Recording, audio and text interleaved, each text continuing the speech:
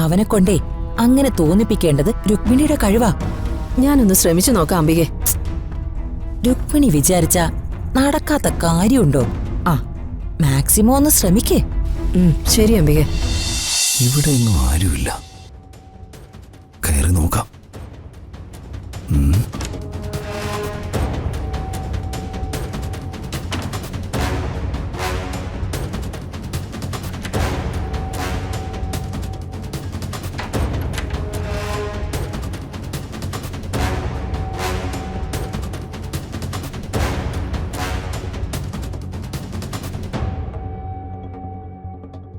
നന്ദനെ ഒന്ന് വിളിക്കാം. യുഎസിലേക്ക് net call കിട്ടും. അതിൽ വിളിച്ച് വീഡിയോ കോളാക്കാം.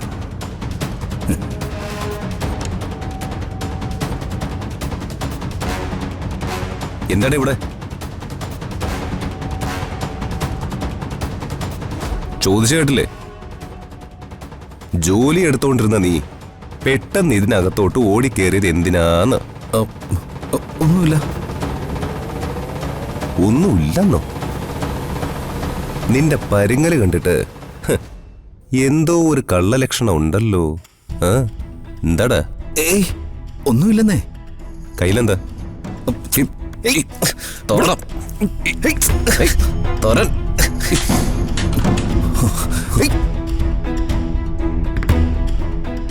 അവന്റെ ഒരു ഫോൺ വിളി.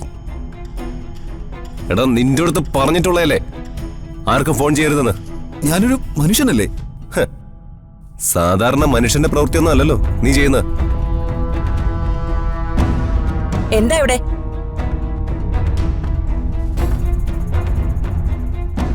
എന്താ ദീപക്കെ?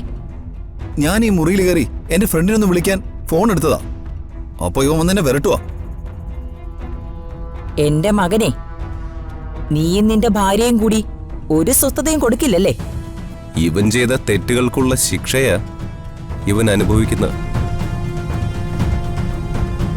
ആ ശിക്ഷാവിധി നൽകിയിരിക്കുന്നത് വർമ്മ സാറാ. നിന്റെ വർമ്മ സാറിനെ കൊണ്ട് ശിക്ഷാവിധി ഞാൻ തിരുത്തിയാലോ? ശ്രമിച്ചു നോക്ക്, അപ്പൊ കാണാം. ഒന്നും കാണാനില്ല. ഞാൻ പറയുന്നത് അവൻ കേക്കൂ.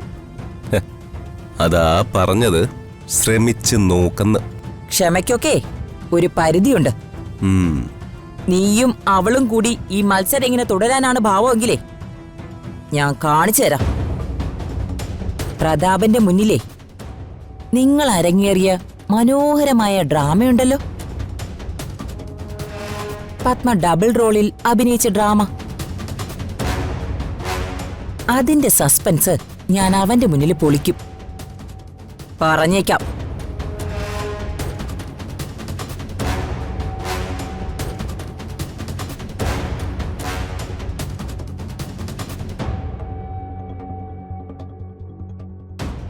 ഉടനെ ഇവരിട്ട് വേറൊരു പണി കൊടുത്തേക്കാം, ഇല്ലെങ്കിൽ ശരിയാവില്ല.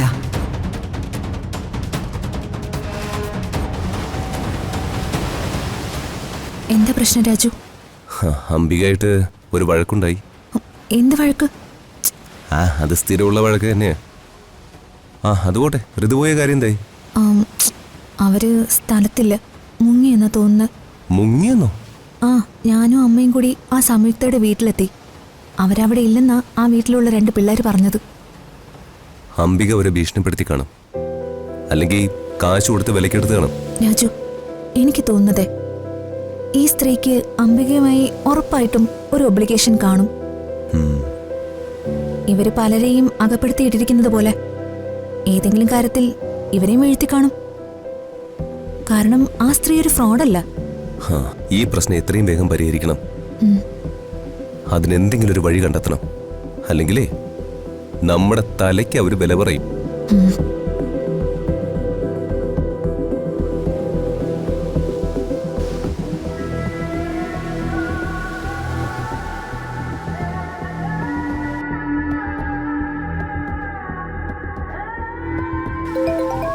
അംബികയാണല്ലോ.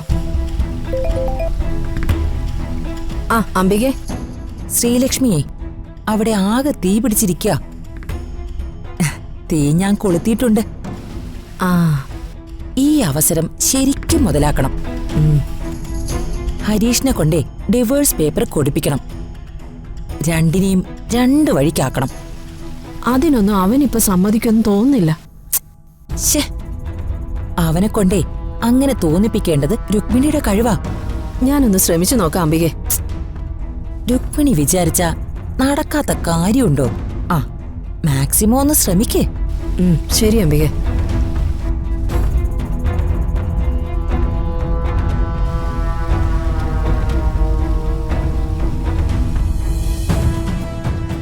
ഒരു പ്രശ്നം ജീവിതത്തിൽ വരുമ്പോൾ നമ്മൾ തളരുകയല്ല വേണ്ടത്, കരുത്തോടെ നേരിടണം, പ്രതികരിച്ച് നിൽക്കണം. അതെങ്ങനെയും തരണം ചെയ്യണം. ഭാര്യയും ഭർത്താവും തമ്മിൽ വഴക്കുണ്ടായ ആരെങ്കിലും ഒരാൾ ക്ഷമിച്ചാലേ അതിനൊരു പരിഹാരം ഉണ്ടാവും. അല്ലാതെ രണ്ടുപേരും വാശിയോടെ നിന്നാ അത് കൂടുതൽ വഷളാവുകയുള്ളൂ. അതിന് ഞാനാണോ അമ്മ വഴക്കുണ്ടാക്കിയത്? ഞാനാണോ തെറ്റുകാരി? അതിന് തെറ്റുകാരി മോളാണെന്ന് അമ്മ പറഞ്ഞോ? ഇല്ലല്ലോ. ആ സ്ത്രീ എന്നോട് ഈ ദ്രോഹമൊക്കെ ചെയ്തിട്ടും ഹരീഷ് അവരെ ന്യായീകരിച്ച് നിൽക്കുന്നതാ എനിക്ക് സഹിക്കാൻ പറ്റാത്തത്. ഞാൻ അവനെ ന്യായീകരിക്കാന്ന് മോള് കരുതരുത്. ആ സ്ത്രീ അവന്റെ അമ്മയല്ലേ? എന്നുവെച്ച് ഭാര്യയെ കൊല്ലാൻ ശ്രമിച്ച അമ്മയോട് കൂടെ ചേർന്ന് നിൽക്കുന്നതാണോ ഒരു ഭർത്താവിന്റെ കടമ? അങ്ങനെയാണോ ഒരു ഭർത്താവ് ചെയ്യേണ്ടത്? മോളെ, അമ്മയോട് മക്കൾക്ക് കാര്യം ചോദിക്കാനൊക്കെ ചില പരിമിതികളുണ്ട്. അതാവും കാരണം. പക്ഷേ ഭാര്യയോട് അങ്ങനെയല്ലല്ലോ. ഭർത്താവിനും ഭാര്യയ്ക്കും പരസ്പരം ചില സ്വാതന്ത്ര്യങ്ങളില്ലേ? സ്വാതന്ത്ര്യം സ്നേഹമൊക്കെയാണോ ഹരീഷ് കാണിക്കുന്നത്? ഹരീഷ് സ്നേഹിച്ച് കല്യാണം കഴിച്ചതല്ലേ എന്നെ? അമ്മ കൊല്ലാൻ നോക്കിയ ഭാര്യയെ വീട്ടിൽ നിന്ന് എന്റെ അച്ഛനും കൂടപ്പുറപ്പും കൂടി കൂട്ടിക്കൊണ്ട് ഇങ്ങോട്ട് വന്നു. ഈ ഹരീഷ് ഇതുവരെയായിട്ടും എന്നെ ഒന്ന് അന്വേഷിച്ചോ? മോളെ, ചെകുത്താൻ വേദം ഓതുന്ന പോലെ ഏതു നേരവും അവൾ അവന്റെ ചെവിയില് നിന്നോടുള്ള പക കൂട്ടിക്കൊണ്ടിരിക്കുക. ആ രുക്മിണി, അവളുടെ ലക്ഷ്യം അത് തന്നെയാ. നീ അവിടെ നിന്ന് ഇറങ്ങിയതോടെ അവൾ വിജയിക്കുകയും ചെയ്തു. ഞാൻ എന്ത് ചെയ്യണമെന്ന് അമ്മ പറയുന്ന? നാണം കെട്ട് തിരിച്ച് ഹരീഷിന്റെ വീട്ടിൽ പോണോ? രുക്മിണിയുടെ ഹരീഷിന്റെ കാല് പിടിക്കണോ? രുക്മിണിയുടെ കാലൊന്നും പിടിക്കണ്ട. പക്ഷേ ഹരീഷും അയാളുടെ പിണക്കം ഇങ്ങനെ നീട്ടിക്കൊണ്ട് പോരുത് മോളെ. എത്ര വലിയ ബന്ധമായാലും ഒരിക്കൽ അകന്നു പോയാ പിന്നെ അടുക്കാൻ അത്ര എളുപ്പമല്ലാതെ വരും. അതിനുള്ള അവസരം കൊടുക്കരുത് മോളെ. അതുകൊണ്ട് എന്തായാലും മോള് ഹരീഷിനെ വിളിക്കണം, സംസാരിക്കാൻ ശ്രമിക്കണം. എന്നാലേ ഇതിനൊരു പരിഹാരമുള്ളൂ. വിട്ടുവീഴ്ചകളാണ് മോളെ ഭാര്യ ഭർത്തൃ ബന്ധത്തിന്റെ നിലനിൽപ്പ്.